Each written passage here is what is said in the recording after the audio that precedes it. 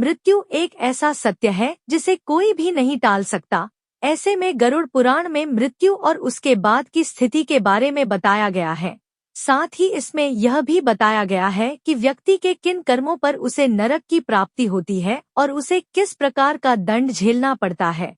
आइए जानते हैं कि मृत्यु के बाद आत्मा के साथ क्या होता है। मृत्यु के बाद भी रहती है ये भावना। गरुड़ पुराण में कुल 84 लाख योनियों के बारे में बताया गया है। इसमें पशु पक्षी, वृक्ष योनि, कीड़े मकोड़े और मनुष्य योनि आदि शामिल हैं।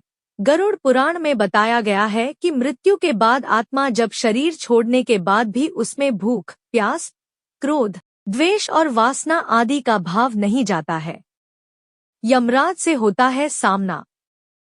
गरुड़ पुराण के अनुसार मृत्यु के बाद आत्मा मृत्यु के देवता यमराज के पास जाती है। यमराज ही व्यक्ति के कर्मों के आधार पर न्याय करते हैं। जीवन में किए गए बुरे कर्मों के लिए आत्मा को नरक की यातनाएं भी झेलनी पड़ती हैं। कर्मों के आधार पर अलग अलग कर्मों के लिए अलग अलग दंड निर्धारित किए गए हैं।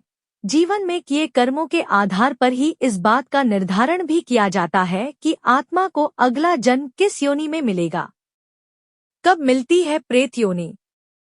यह व्यक्ति के कर्मों पर ही निर्धारित करता है कि मृत्यु के बाद आत्मा किस योनि में जन्म लेगी। वहीं बुरे कर्म करने वाले मनुष्यों की आत्मा मृत्यु लोक में ही भटकती रहती है।